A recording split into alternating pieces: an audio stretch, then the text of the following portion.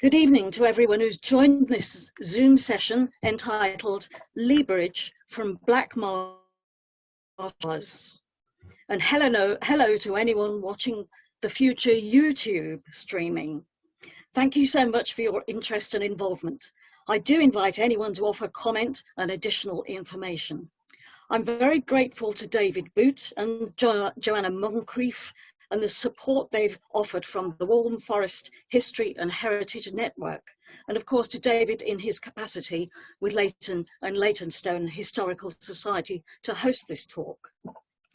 But where do we start? It's with an unanswered query from the first part of this research last summer, one that I hope to unravel a bit now. A Leverage farm was on maps from 1777, and a Black Marsh farm appeared in land transaction documents of the 1600s. Yet they both seem to have escaped the scrutiny of what you might say accumulated folk knowledge, but they also seem to be one and the same place. So my take on this now is that a largish area known from post-medieval times as the Black Marsh farm always did include a smaller farmstead, and that farmstead, I suggest, became known as Leverage Farm, but only after the laying of the Leverage Turnpike Road in the 18th century, smack in front of its gates. But more of that shortly. Let's see a view of the marshes as they might have been before the Middle Ages. Well, this is not Lee Marsh itself, but it's a contemporary view of Rainham Marshes in Essex, which are geologically comparable with the Lee Marshes in relation to the Thames. The archaeologists at the Museum of London have highlighted this very view as being one that could have been seen on the marshes prior to the Middle Ages, and the Lee could have spread a mile at that time. The late Saxon period saw the start of draining the Lee marshes for crop cultivation, and later there was major landscaping and engineering for navigation, water extraction, industry uses, etc., which all contributed to the waters receding, leaving in some places a very dark grey sandy clay. Now, we know about this from a 2005 archaeological study that was done in Argyle Way, Leyton, near to the site of the farmstead that we're studying. That ancient layer of dark clay now lies even deeper on Leyton Marsh, because during the 20th century, Leyton Marsh was used as a massive landfill for wartime and slum clearance.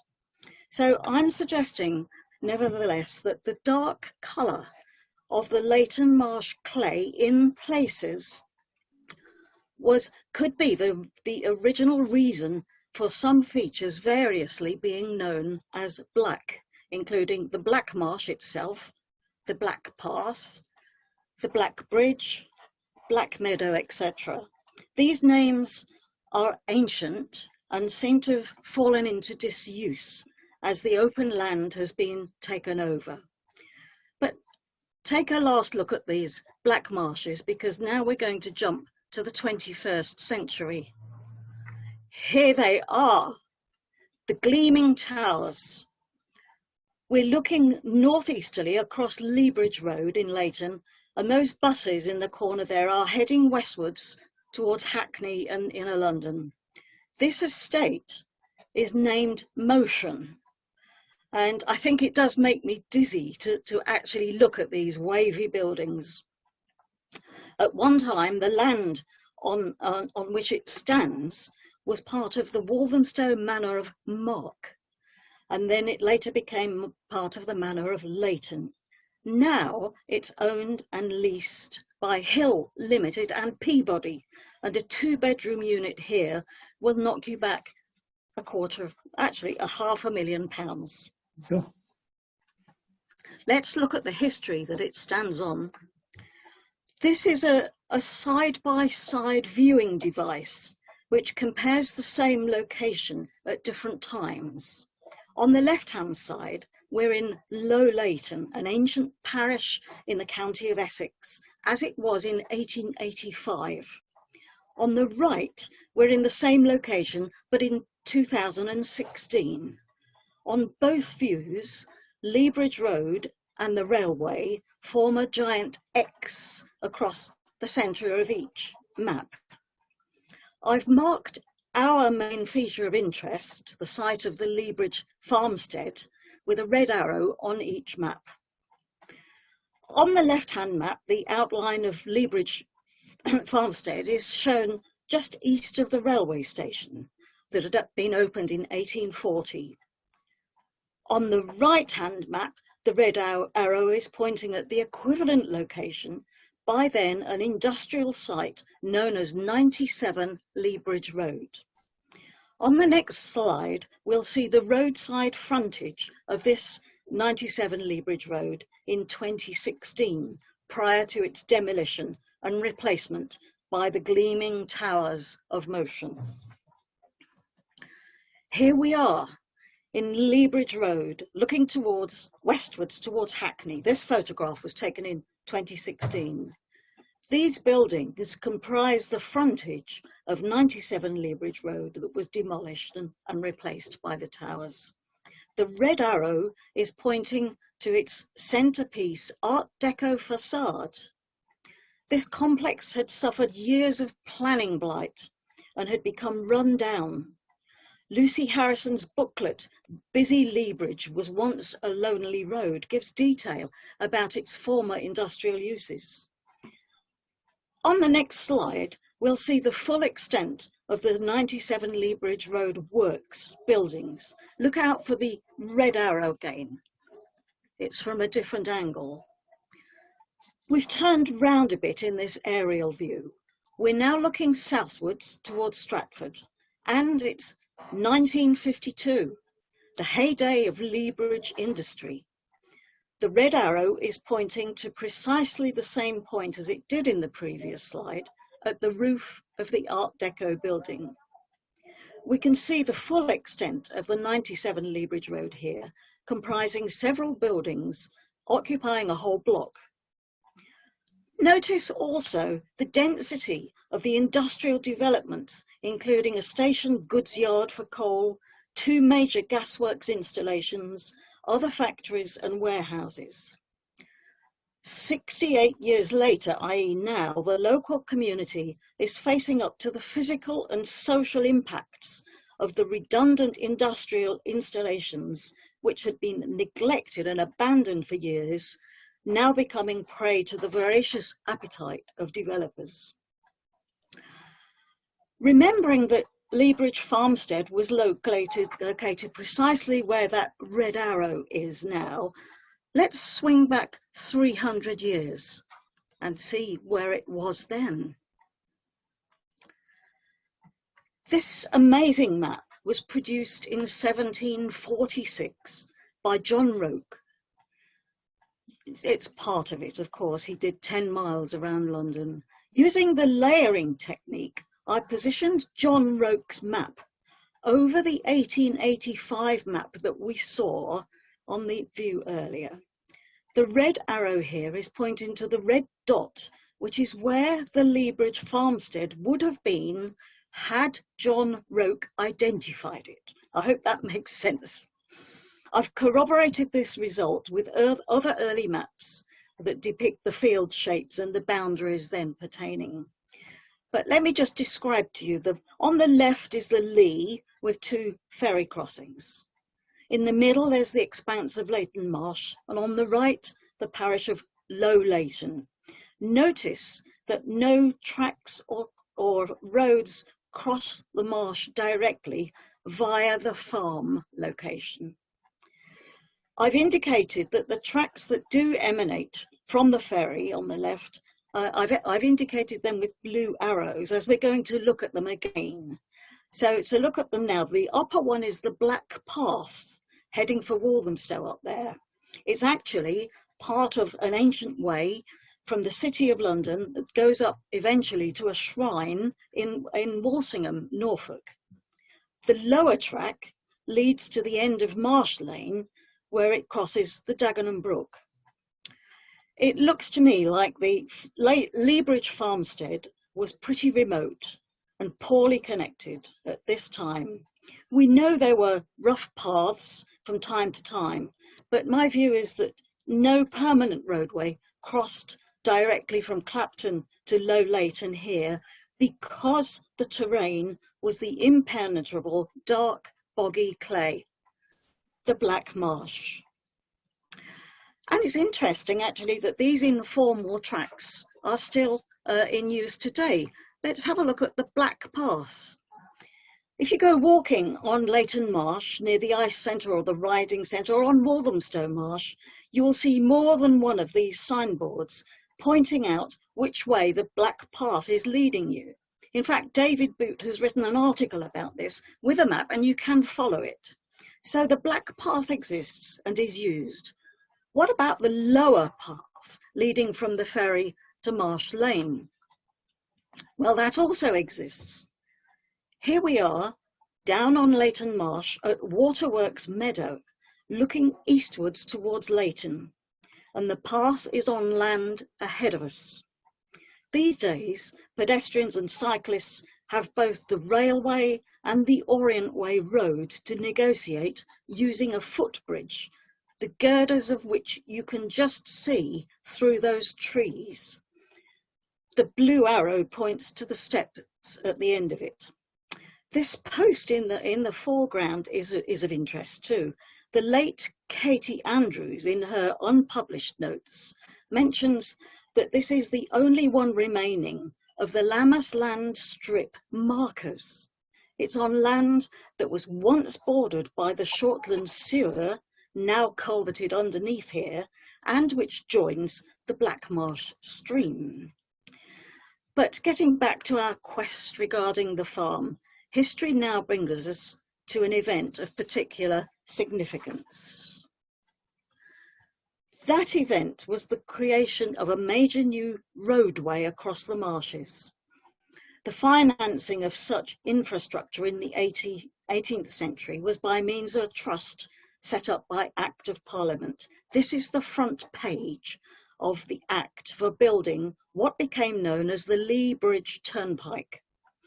The new road would start at Clapton, Middlesex. That junction is now the Leybridge roundabout, and end at the Eagle, Snaresbrook in Essex. And a key element was the permanent bridge across the Lea. There had been previous bridge structures in medieval times and post-medieval times, but they were ramshackle things that needed to be repaired constantly. This was going to be a strategic route linking cities and counties. So what did the Leybridge Turnpike do to its surroundings? You might say it was the M11 of the day. Properties in its way were demolished, the ferries were closed down, and the railway that it crossed had to be disguised. Part of it still exists as the Leybridge Road today. Let's see how it appeared on an early map. Here it is, a brand new road striding directly across the marshes. This is Chapman and Andre's 1777 map. The Leybridge farm is identified by name on the north side of the road. There's a red arrow pointing towards it. And the turnpike's 4-mile marker is illustrated directly opposite the farm. I suspect that this literally put the Leybridge farm on the map.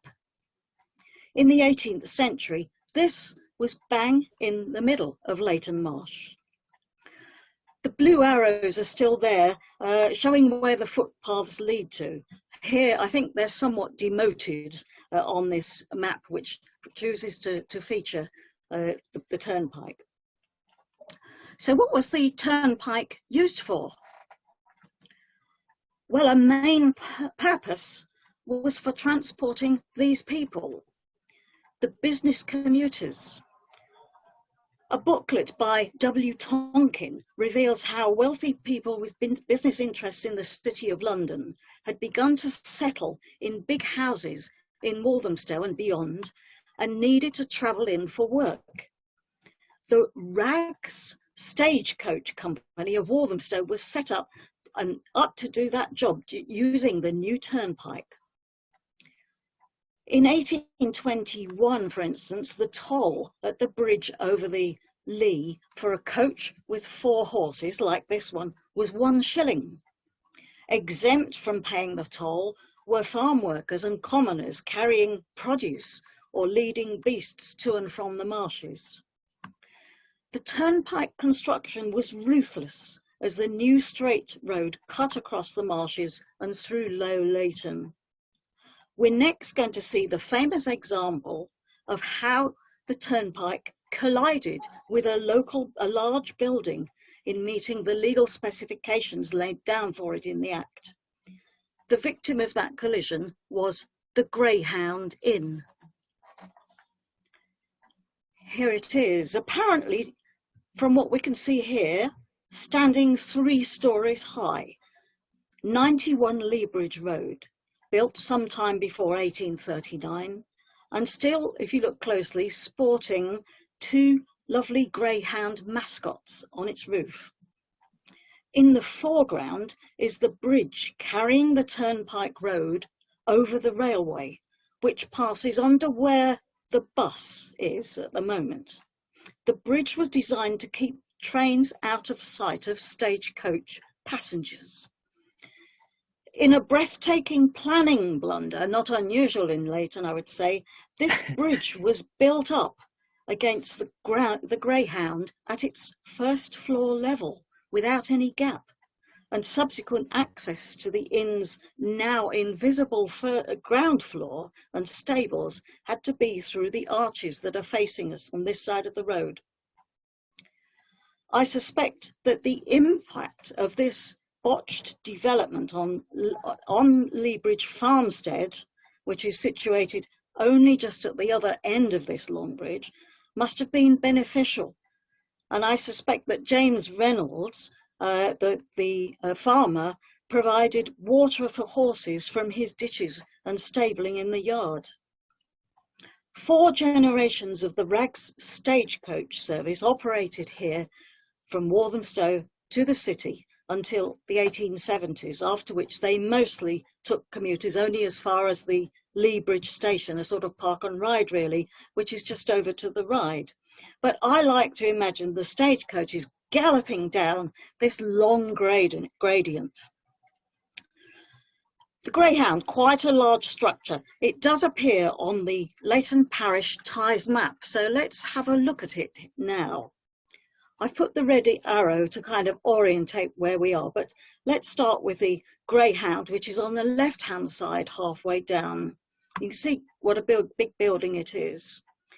The Leabridge Turnpike is crossing the picture horizontally, and a strip of land reserved for future railway is crossing the turnpike from north to south, crossing our picture from north to south. The blue thin line on the left of the picture picks out the Black Marsh stream, a minor watercourse on the marshes, acting as a drain for the cultivable Lammas land, and it was linked to the Shortland sewer, as I said earlier.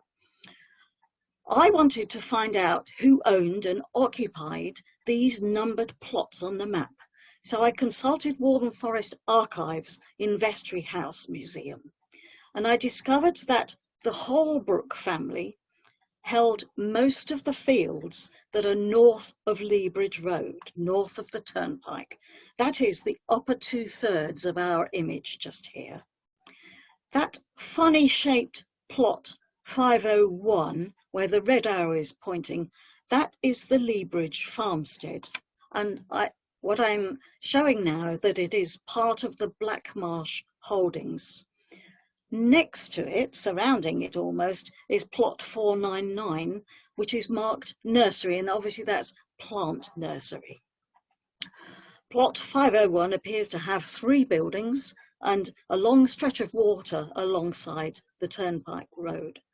So who were Holbrooks, occupiers and tenant farmers and nurserymen. I consulted another document at the museum, and I think regard this as sort of key to the tithe map, land holdings. This page is the main prompt, really, that led me to conclude that the larger area of land on the north side of Lea Bridge, drawn on the tithe map, constitutes the Black Marsh Farm. The data on this page basically confirms that. James Holbrook, underlined in red at the top, is identified as the overall landholder of the Black Marsh Farm. And he has 3 tenant occupiers: James Reynolds, underlined in pink, James Pamplin in yellow, and Charles Burrell. James Reynolds occupied 1 messuage, comprising a garden, outbuildings, meadow and pasture. And this, I suggest, is the Lea Bridge farmstead. James Pamplin occupied the nursery land, and we'll hear more of the Pamplins later. In the meantime, who was this James Reynolds? I searched on the censuses, and I found him and his family listed in 1841, the first census there was. But to my amazement, he wasn't listed as a farmer. He was listed as a silk dyer. I then went on to look at 1851, because the 1841 census didn't have too many details. So 1851, was he still there? And yes, I've highlighted in this lilac colour the James Reynolds household entry. This page is from St Mary's, Leyton, actually, and Lee Road. That was the name of the Lea Bridge Road then. So we can see in the top line that James Reynolds had been born in Bethnal Green, and Jane, his wife, had been born in Norton Folgate, which is an ancient liberty just outside the City of London. There were 3 sons, plus Sarah, who I subsequently traced as being James's mother. James is listed as a silk dyer, and so is his son, Edward or Edmund. I can't see the writing, I think it's Edmund.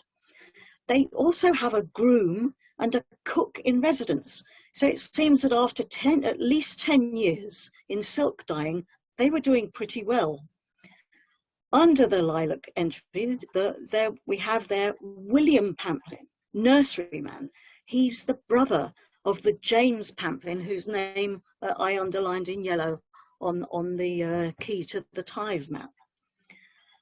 So I continued to look on the census, and I went on to look at 1861, when I found that James Reynolds was described as a retired silk dyer, but he still had 3 domestic staff.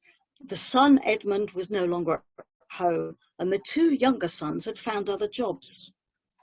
So I asked myself, did silk dyeing in Lea Bridge Road finish in 1861 with James Reynolds' retirement? I thought I'd look forward to 1871 and see what happened, and I found there Jane Reynolds, by then a widow, living on an annuity. And I noticed that she was at a different address. She wasn't in Lea Road here. She was at Syborn House and was in the household of another widow named Sarah Hendry, who had been born in Hertfordshire and was aged 84 and living on property income. So why was widow Jane Reynolds, aged 55, living with widow Sarah Hendry, aged 84? I came back to this 1851 census, and I looked at another page and to find some information about Sarah Hendry. And what did I find? I found that she was in a household that was headed by Robert Hendry, also listed as a skein silk dyer. And this is still in St Mary's, Leyton, and it's further up Lea Road. Robert Hendry, a skein silk dyer, aged 65, had been born in Shoreditch. And there's his wife, Sarah Hendry, born in Hertfordshire, that I had seen earlier. There was a son, Robert J. Henry, who was also a skein silk dyer, another daughter, and 4 staff. These Hendry silk dyers were near to the corner of Markhouse Lane. At one time, that was named Sybourne's Corner. I think this was the same property where I'd found the 2 widows in 1861. The Hendry family seems to have had a substantial silk dyeing operation in Leabridge Road. So I'm still curious, so I worked backwards to see if they had been in Leyton in 1841, as the Reynolds had been, but they weren't. I found the Hendrys in Blossom Street, Norton Folgate. If you remember, Norton Folgate was the birthplace of none other than Jane Reynolds. This sounded an unbelievable coincidence, but yes, through other documents, I found that the silk dyer Reynolds and the silk dyer Hendrys were connected by marriage. Jane Reynolds, who was James Reynolds' wife, was actually the daughter of this Robert J. Hendry. She wasn't on this list because she was with her husband in the earlier listing. Jane and James had got married in 1839 at St. Mary's, Leyton. Usually a wedding would be in the parish of the bride, and so that set another kind of line of inquiry in my mind. And that provided the most interesting piece of a document that I have seen in this research. This is what I found. It's the baptism record in French of Jane Reynolds, née Hendry, her grandfather, a Huguenot descendant in Spitalfields. He was Robert James Hendry and was baptized at the French Protestant Church in Spitalfields in 1785, and this is the certificate. I realized, of course, that his surname in French was Andrier, but I'm going to continue with the anglicized pronunciation. I found other records showing that this Robert Hendry and son became master silk dyers in Spitalfields. Jane, his daughter, would likely have been brought up in the French Protestant faith, possibly the reason for her 1839 marriage to James taking place at St. Mary's Leyton and not here in Spitalfields. And it dawned on me how Jane, when eventually she became widowed, went to live with Sarah Hendry at Sybourne House in Leyton. Sarah was her mother. There were 2 more discoveries of interest to Leabridge. In 1849, Jane's sister, Mary Hendry, married James Fraser. Now, he's the owner, occupier of one of the large plant nurseries in Leabridge Road, a bit further east of Markhouse Road. And in the same year, Jane and Mary's other sister, Sarah Hendry, married John Finley Fraser, the nurseryman in Clapton. So 2 daughters of the Spitalfields silk dyer family married into the Fraser family's plant nurseries business. These family links seem to give a picture of close ties along the Leabridge Turnpike among dynasties of market gardener nurserymen and silk dyers. It seems to have been an intriguing feature of the Leabridge Road economy between about 1839 and 1870-ish. So let's just leave that there for the moment and go on to something else. I want to move on to the silk production and trade processes. While I'm reading this out to you, the words of the late Natalie Rothstein, that great curator of silk at the V&A, I invite you to look at this image of a dress designed and made in Spitalfields for Anne Fanshawe, née Gascoigne, to wear at her father's installation as Lord Mayor of London in 1752. You can see the dress at the Museum of London, And here we're looking at the gentle author's image of it. Thank you.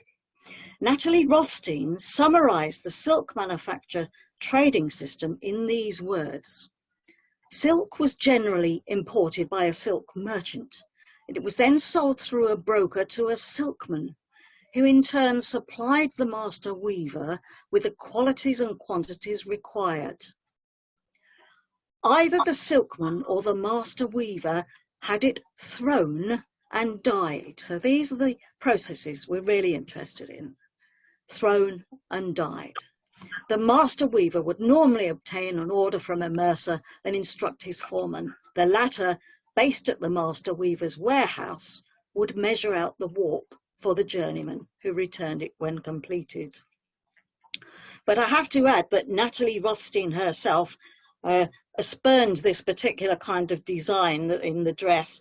To her, it represented the unacceptable contrast of wealth and privilege with the wretchedness of the lives of some in the silk industry in Spitalfields. And this is an aspect of the research that beckons me, and I think other people, in future. In the meantime, the value of showing this beautiful illustration, I think, is for us to witness the vivid colours provided by the Spitalfields dyers in the 1750s. Dyeing was a hugely skilled job in terms of technical know-how, business acumen, and above all, artistic creativity. The great textile artist and designer William Morris summarised it more eloquently. He said, controlling the process of dyeing was indispensable because upon it is founded all the ornamental character of textile fabrics. I think it's a wonderful quote from William Morris, and I can't miss out in this talk from Leyton a mention of William Morris, who was born in nearby Walthamstow. Look here at his famous tulip and willow fabric, which was produced on indigo dyed material that was then undyed or discharged, leaving shapes in the designed patterns for the printing. And I've also referenced his article there on the dyeing as an art, and there's lots more to read about William Morris, but let's move on. Silk dyeing is definitely the messy part of silk fabric manufacture. This 1752 French image gives an idea of all the constituent elements of silk dyeing and the equipment used. And I imagine some of this, at least, was going on at Reynolds' Leabridge farm, in one of the outbuildings next to the water source, and possibly at Hendry's Syborn house, which might possibly have used the Dagenham Brook, although I'm really only guessing that. I don't know it. Whilst we're looking at these details, I now want to kind of start to rehearse with you a new narrative about emerging about the history of Leabridge. A researcher named Sheila Jennings has examined the factors behind the relocating of the silk industry from Spitalfields into Essex and Hertfordshire over the period 1790 to 1890. And remember, here we are in Essex, in Leabridge, in the 19th century. The push factor, said Jennings, was the importing of less expensive silks. The pull factor was the decline in the wool trade. The context for all that was the suitability for the silk industry of Essex and Hertfordshire chalk rivers with their clear waters and the increasing opportunities for transport. Some mills in these areas reconfigured over the centuries from grinding flour and powder into throwing the raw imported silk. The nearest of such mills to Leabridge was the silk mill at Sewardstone on the Lee, about 5 miles to the north. Perhaps our Leabridge dyers received thrown skeins from the Sewardstone silk mill for dyeing. Because I'm thinking Sarah Hendry She was born, we've seen from the census, at one place it says Broxbourne and the other Hardyston, very near to Sewardstone. So there may have been a connection already. I tried to find a picture of Sewardstone Mill, but I was greatly disappointed. This melancholy sketch by Henry A. Cole shows what was left of the Sewardstone Silk Mill in 1893. Just the water wheel and the mill pond, no shed or housing. According to Jennings, the English silk industry only survived because of having moved out of London to this sort of area. And I compared this with what John Harvey had wrote about market gardening in a book called Early Nurserymen. And he said that nurseries were spreading well beyond the nucleus of London in the 18th century. And he mentioned Leyton in Essex as an example. So my thoughts about the dyers and the gardeners are now coalescing.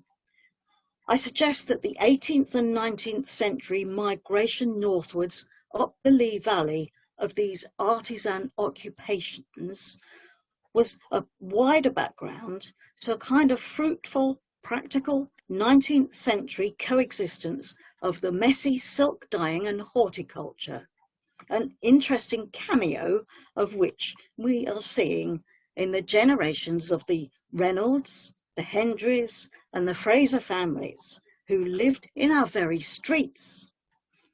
Further studies of these need to focus on the employment of workers in these industries, and one source I've recently found is Pamela Sharp's Adapting to Capitalism, Working Women in the English Economy, 1700 to 1850. There's a whole chapter on silk in Essex and Hertfordshire, which I can't wait to set my eyes on. But in trying to find the story of the Sewardstone Silk Mill, the direction of my research came full circle. Silk production had started here in 1718, but was ended when the mill became submerged by the creation of the King George V reservoir.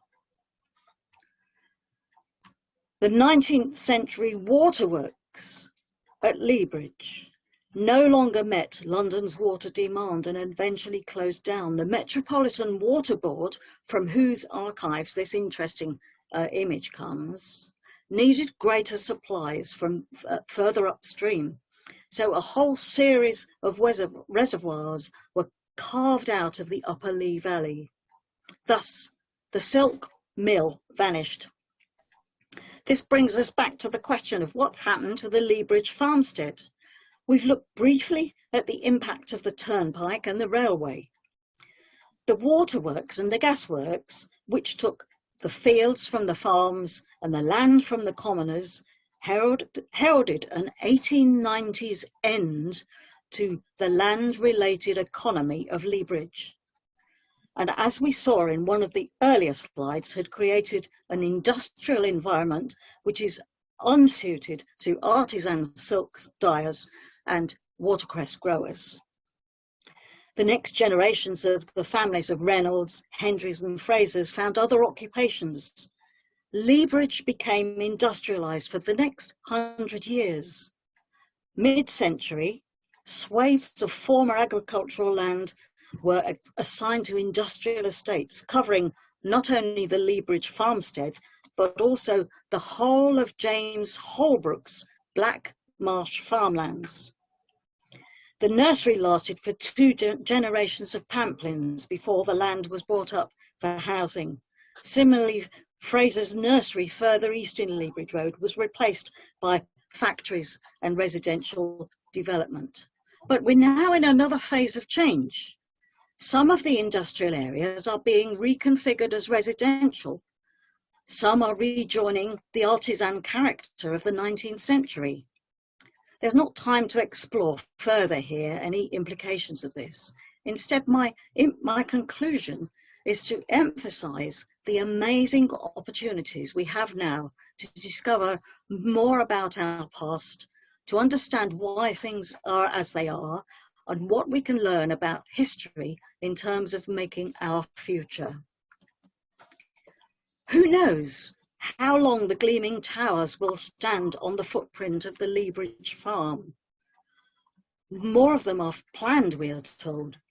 People in Leybridge are now taking history into their own hands. They pressurised the council into this meeting only in March this year, and they're still chasing answers to the questions about the need for infrastructure that they put. This very week, the community, with allies, has successfully deflected a potential move that would have seen Waterworks Meadow, which we saw earlier, adjacent to a nature reserve, turning into a commercial music venue.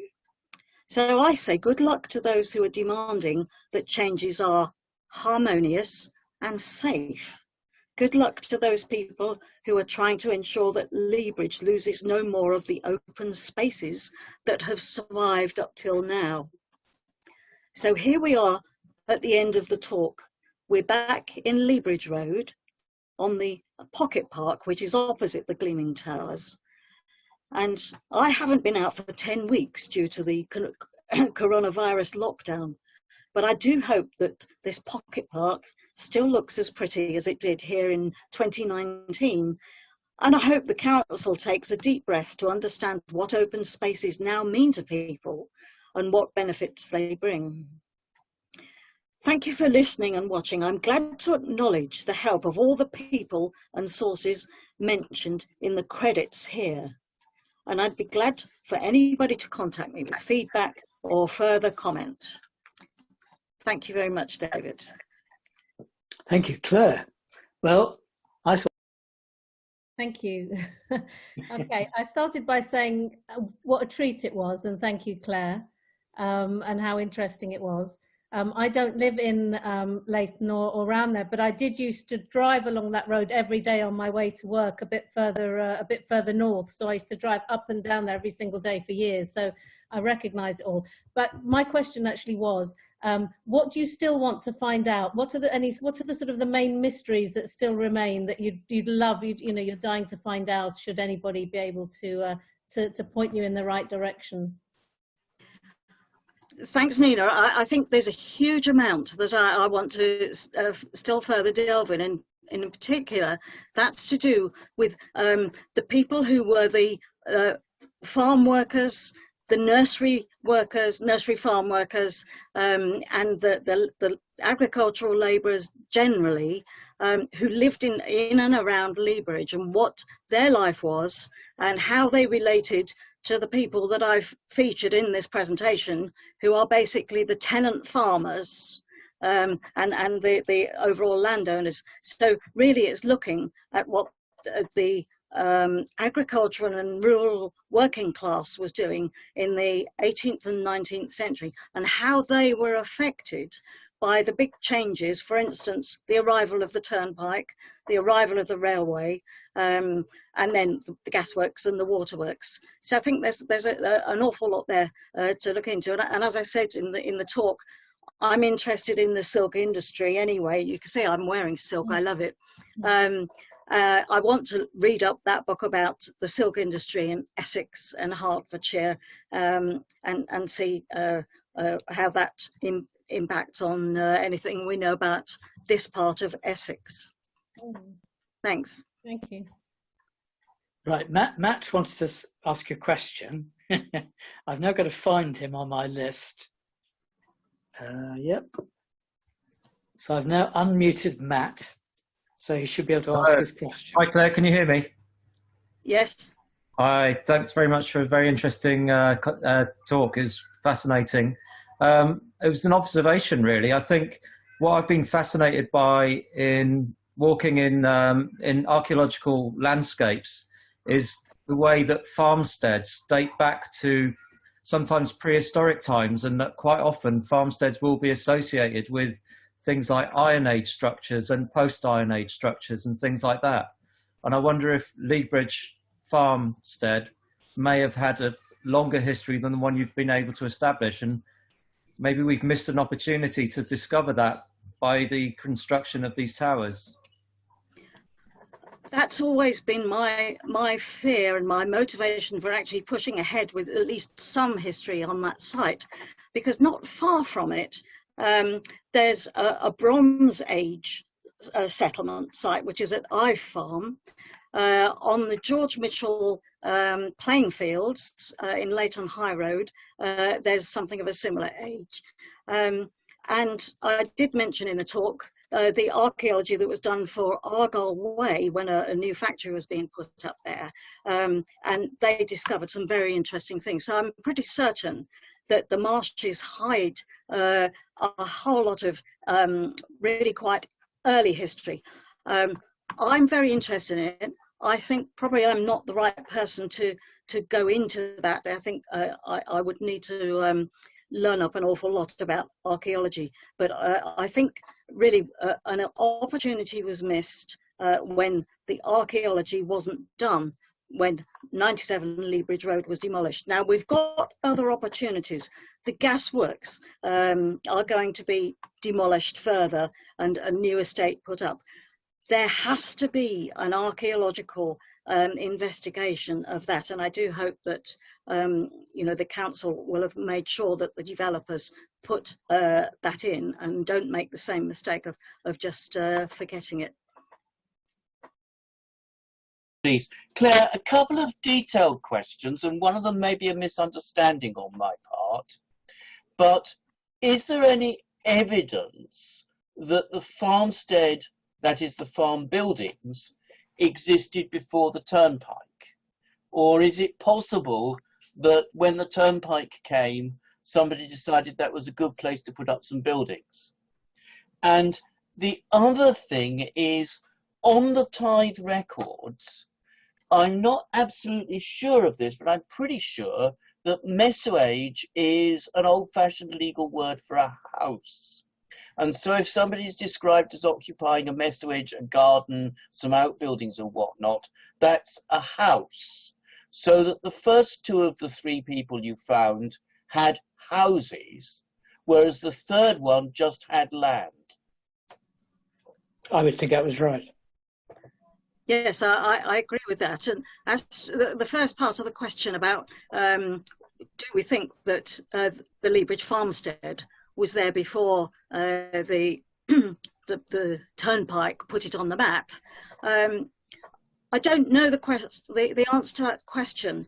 Why would the turnpike have put a 4-mile marker there if there wasn't anything? They could have put a 5-mile marker further on, you know, way past that spot. So I have a feeling that something was there. But there again, you could point to the road map and say, look, there was nothing there. There was nothing worth marking up on a map. I think we give up looking on maps, because the further back you go, the less accurate they were. There's plenty more documents that I need when I can get back to going out to Vestry House. The documents from post-medieval times, 1600 and before, mention Blackmarsh Farm, mention Black Meadow, and so on. And I've got a whole list of them, a chronology of them, that needs kind of putting into a context. And if the context is that by 1777 we knew there was a building there because somebody drew it on a map, what was there from, say, 1400, 1500, which is some of the earliest documents that I've seen. And also there are mentions of Blackmarsh lands in people's wills. So, for instance, there was a will whereby money went from the Blackmarsh farm to finance the National School in Leyton, what is now Leyton High Road. So there are all sorts of sources of information still to look at, and I really do think we'll find that there was something there, and you see the archaeologists didn't ever get their trowels out to dig there, but Where's our pictures? A post-medieval farmhouse is recorded in the document. But I'll be very pleased if you want to add to any of that, Robert, and if you find anything out, please do get in touch. Lakeman, okay. Yeah. And Right. interesting coming forward rather than backward in time. When and what occasion the massive amount of sort of residential houses that were built on either side of Leabridge Road, going up towards the Baker's Arm, travelling north on Leabridge Road? When did that all happen? Well, that was late Victorian, early Edwardian building, I would think. Yeah. I mean, there's the Poplars, which was on the corner of Baker's Arms as now, which was a big house.